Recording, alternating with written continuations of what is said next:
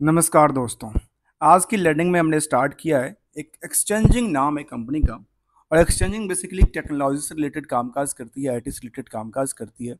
देखा जाए कि इनके वेबसाइट्स पे DXC टेक्नोलॉजी कहती है name and the main frame services leading the star performer by the Everest group. अर्थात ये एवरेस्ट ग्रुप्स का कुछ ऐसा है यहाँ पे जो एक एज ए लर्नर के तौर पे उसको लर्निंग का करने का प्रयास कर रहा हूँ।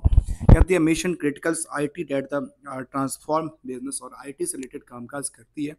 क्या इसके पोटेंशियल्स को लेकर क्या है मार्केट में, क्योंकि चार्ट में क्या लग रहा है कि लगातार स्टॉक में एक थोड़ी सी जो गिरावट का प्रेशर था वहाँ अभी तक उसी के आसपास खड़ा था।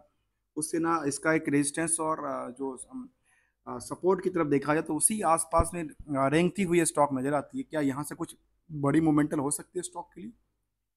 और एज ऑन टाइम में देखा जाए तो स्टॉक ने करीब 5 साल में कितना परसेंट का जंप किया? 134%, दिस इज नॉमिनल।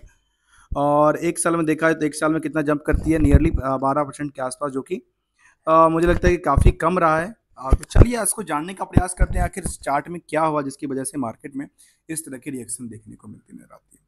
सबसे पहले देखा जाए तो यहाँ पे हम बात करते हैं एक्सचेंजिंग के बारे में, जहाँ पे बुक वैल्यू कहती है कंपनी का और नियरली 31 रुपये के आसपास, और इनकी जो इंट्रेंसिक वैल्यू है जो कि अंडरलाइनिंग एसेट्स वैल्यूएशन की बात कर रहा हूँ, तो उसमें निकल के आती करीब 21 रुपये के आसपास।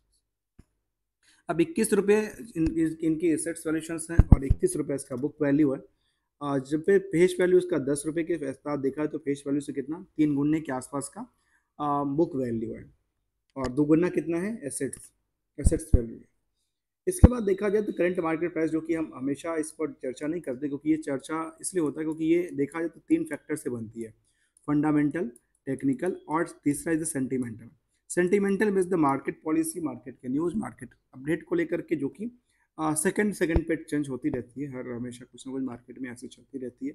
तो ये बेस जो किसी कंपनी का बेस होता है वो फंडामेंटल है, लेकिन कंपनी क्या बिजनेस करती है, और ये दोनों जो टिकी है ना वो मार्केट की स्टॉक मार्केट की चीज़ों पर टिकी हुई, जहाँ पे मार्केट में न्यूज और बाकी सारे चीज़ इफेक्ट करता है।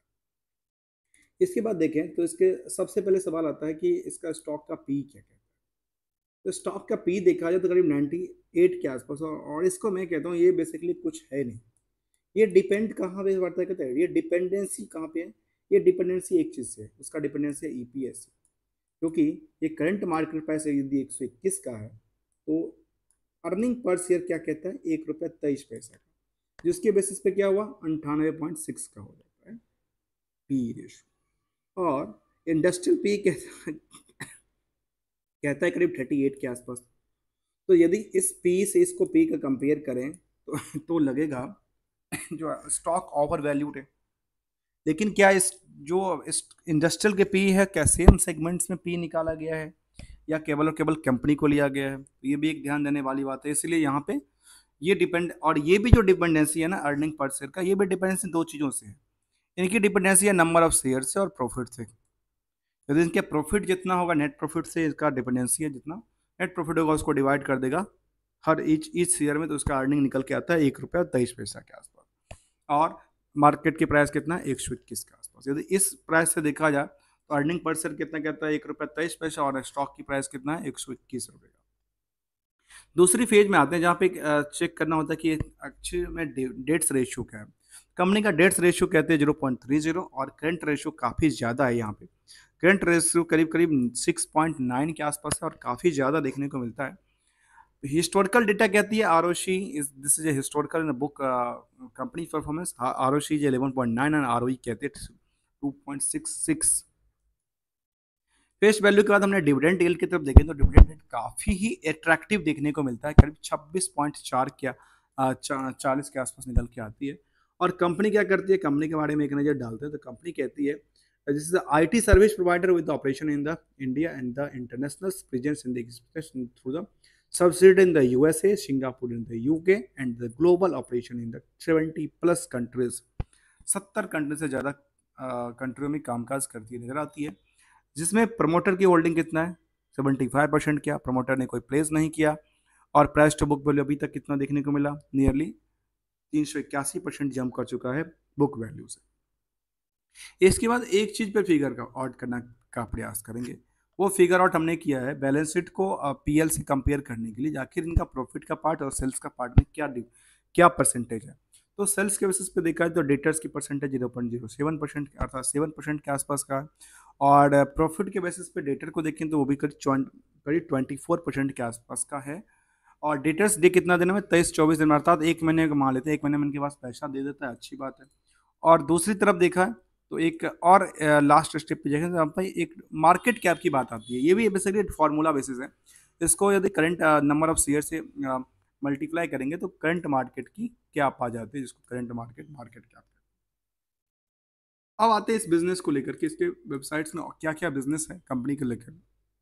कंपनी कहती है जो ऑफरिंग क्या क्या करती है, ये ऑफरिंग कहती है एनालिसिस एंड इंजीनियरिंग सर्विस देती है, एप्लीकेशंस के लिए देती है, क्लाउड इंफ्रास्ट्रक्चर्स एंड आईटीओ पे काम करती है, insurance software and BPS, modern work place पे काम करती है और सिक्योरिटी पे काम करती है। ऐसे इंडस्ट्री की तरफ देखें, ये ऑलमोस्ट सारी के सारी देखा जाए तो एरोस्पेस एंड डिफेंस में, ऑटोमोटिव्स में, banking capital market, consumers and retails, energy utilities, oil and gas, health care, insurance, life, मतलब जितनी मुझे लगता है कि मोस्टली सेक्टर को उन्होंने कवर किया और जहाँ पे इनकी कामकाज चलती है, I T related services provide करती नजर आती है कंपनी। अब आते हैं इसकी जो हमने परफॉर्मेंस देखा, अब एक नजर डालने का प्रयास करेंगे इसकी पीयर्स में। पीयर्स में जो यदि पी की तरफ ध्यान दें तो पी किसका क्या निकल के आती है, उसमें देखें तो पी एवरेज देखा गया कि यहाँ पे कितना है, टोटल 138 कंपनी को लिया गया जिसमें 39.4 का पी निकल के आता है। उसमें देखा जाए तो इनका एक्सचेंजिंग का कितना 98 का है, और ये बेसिकली डिपेंडेंसी बनती है कहाँ से, अर्निंग के हिसाब से बनती है।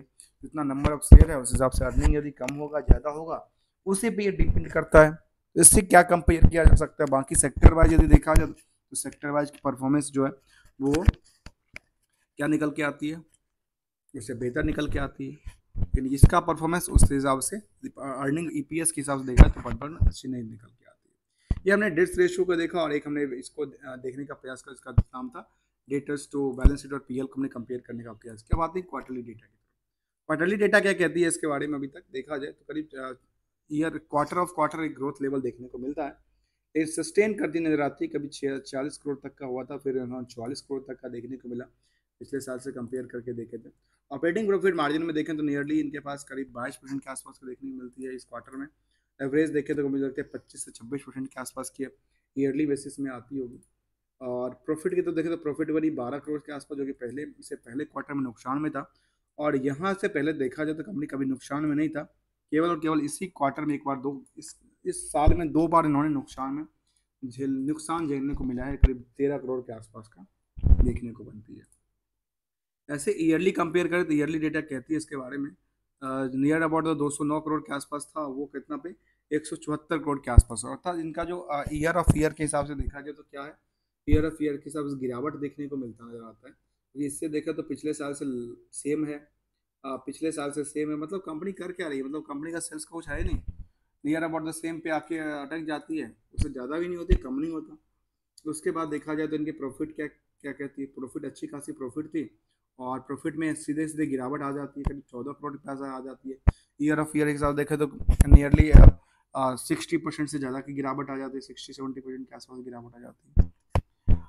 हाँ, ईपीएस देखें तो ईपीएस वही 1.23 के आसपास निकल के आती है, और हिस्टोरिकल डेटा इसके बारे में सबके सब जो 4 इंडिकेटर यहाँ पे देखने को मिलता है, ये सब के सब डिक्लाइन करती नजर आती है। स्टॉक प्राइस सीजीआर में देखना है कि मतलब कि उतना लेवल नहीं, लेकिन एवरेज हिसाब से थोड़ा सा रिटर्न तो दिया है, क्योंकि मार्केट भी तो जंप करता है ना, यदि पूरा सेक्टर ही बूस्ट करती नजर आती है तो बाकी सारी कंपनियां भी तो बूस्ट करेगी ना।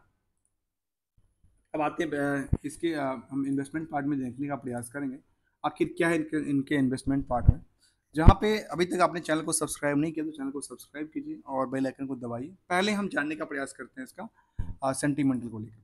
सेंटीमेंटल इस कंपनी के बारे में क्या कहते हैं, कंपनी ने सेटलमेंटल दिया था, जो कि न्यूज़ पेपर पब्लिकेशन की बात करती नजर आई, कब की 29 जून का डेटा था लास्ट। उसमें कंपनी ने क्या कहा था, कंपनी ने कहा था near about the submission of the clipping of the news notice publication of the news publication the secretary of election, जो भी डिस्क्लोजर था उसके अकॉर्डिंग, और वो क्या कहती है in the Canada and the, क्योंकि एक बेसिकली ये शायद कनाडा वाली लैंग्वेज का है, वहाँ पे एक देखने को मिलता है एजीएम के बारे में बात करती नज़र आती कंपनियाँ, अर्थात कर्नाटका की लैंग्वेज है बेसिकली। इसके बाद इसमें कुछ और शेयर होल्डिंग तरफ हम देख रहे थे, शेयर होल्डिंग में क्या कहती है इसके बारे में। जहाँ पे जो प्रमोटर्स है 75% और पब्लिक्स कितना है 25% की होल्डिंग में है, तो उसका क्या आंकलन निकल के आते हैं। प्रमोटर में देखा है तो एक्सचेंजिंग मॉरिशस लिमिटेड है यहाँ पे, अर्थात कंपनी इंडिया की है या मॉरिशस की है, ये एक बड़ा सवाल बनता है कई बार। और देखने को यहाँ पे मिलती है कंपनी का अल्टीमेट होल्डिंग है वो मॉरिशस में देखने को मिलती है।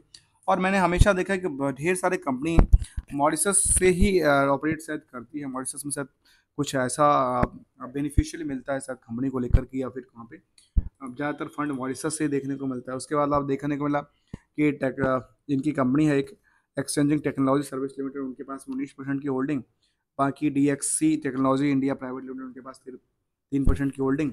FI कोई तादाद नहीं है, DI की कोई तादाद नहीं है, रेस्ट जो है 24% के आसपास वो पब्लिक की तादाद है। और पब्लिक में देखा गया कि एक काठा फाइनेंशियल लिमिटेड है, उनके पास करीब 2% के आसपास होल्डिंग है। रेस्ट होल्डिंग जो है वो देखने का प्रयास करें तो उनके किसके किसके पास निकल के आती है, वो देखने को ये मिलती है 17-18% के आसपास जो होल्डिंग है, नियरली 18-19% के आसपास होल्डिंग कौन होल्ड करता है, एक आम इन्वेस्टर होल्ड करता है जिनके पास 2 लाख से कम की इन्वेस्टमेंट है और 2 लाख से ज़्यादा की इन्वेस्टमेंट है।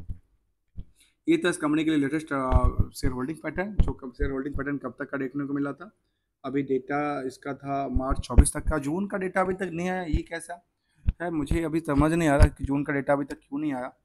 मुझे लगता है आना चाहिए, ढेर सारा कंपनी का आ रहा है तो इसका भी आना चाहिए, सबका आना चाहिए और टाइम फ्रेम हिसाब से जाना चाहिए तो बेहतर होता है। तो ये एक डिटेल था, इसको हम समझने का प्रयास कर रहे थे। इसके बाद हम चार्ट की तरफ देखें, चार्ट में अब जाते हैं, चार्ट में क्या कहती है। चार्ट में एक लंबी गिरावट थी, गिरावट के बाद एक रेजिस्टेंस और सपोर्ट के आसपास ही जाके खड़ी हुई है, जहाँ पर इन्होंने बैक टू बैक क्या किया है, एक सपोर्ट लेवल लिया है नहीं लिया है। लेकिन इनकी जो लास्ट गिरावट वाली पोजीशन थी वो इस गिरावट के पोजीशन में चलती नजर आई थी और इसी के बार बार इसको टच करती नजर आई है, इस परफॉर्मेंस को, जहाँ पे लगातार कई बार स्टॉक आई है लेकिन वहाँ से फिर दोबारा सस्टेन करती नज़र आती है और सस्टेनेबिलिटी यहाँ पे अच्छी देखने को मिलती है। और कई बार तो उसने स्विंग ऑप्शन भी लिया है, स्विंग पोजीशन में लिया है थोड़ा बहुत करके, और मार्केट इसका पोटेंशियल निकल के आता है। यहाँ पे देखिए स्विंग वाले पोजीशन निकल के आती है, जब गिरावट थी तब भी स्विंग का पोजीशन था और यहाँ पे इस तरह की चार्टें निकल के आती, जहाँ पे इसकी हम एक तरफ देखें सपोर्टिंग के बाद हम एक रेजिस्टेंस की बात करें तो रेजिस्टेंस में क्या निकल के आती है, रेजिस्टेंस में इसके निकल के आती है इस प्राइस के आसपास की रेजिस्टेंस वैल्यू निकल के आती है, जिस आंकलन में हिसाब से स्टॉक इसी के आसपास लगातार चलती फुलती नज़र आती है। इस सपोर्टिंग जोन को तोड़ती नज़र नहीं आती, क्योंकि ये मार्च से लेकर के अभी 3 महीने से ज़्यादा हो गया और मार्केट इसी जोन में घूमती नज़र आती। जब तक इस जोन से नहीं निकलेगा तब तक कहना थोड़ा सा इसके लिए पोटेंशियल नज़र नहीं आता है इसके लिए। लेकिन फंडामेंटल में ऐसा कोई कमी नहीं था, फंडामेंटल में एक तरह की कमी देखने को मिला कि ईयर ऑफ ईयर में कंपनी का नुकसान तो नहीं, लेकिन ऐसा सेल्स ग्रो कम हुआ है, प्रॉफिट ग्रो कम हुआ है, ये एक देखने को मिला। इसकी वजह से देखा है कि यहाँ पे कुछ दिनों का चार्ट देख लें तो यहाँ पे एक दिन का चार्ट देखें तो गिरावट थी, 5 दिन के चार्ट में गिरावट थी, ऐसे 1 महीने के चार्ट देखो या 6 महीने के चार्ट देखो तो क्या दें, 1 महीने में थोड़ा सा जंप करता है, 6 महीने में 9% जंप करता है और 1 साल में देखने को मिलता है कि 12% जंप करता है, 5 साल में 136% के आसपास की जंप देखने को मिलती नजर आती है। और ओवरऑल यदि 10 साल तक इसका डेटा देखें तो लगातार क्या हो रहा है चार्ट में, लगातार चार्ट में गिरावट वाला माहौल देखने को मिला था। लेकिन कहाँ से माहौल सुधरते नजर आता है, वो यहाँ से सुधरती नजर आती है, लेकिन अभी कितना सुधरेगा वो तो देखने वाली बात, आगे चल के कोई रिकमेंडेशन नहीं किसी स्टॉक को लेकर के। दोस्तों वीडियो अच्छा लगा तो लाइक शेयर सब्सक्राइब करना ना भूलना। Thank you so much for joining here दोस्तों।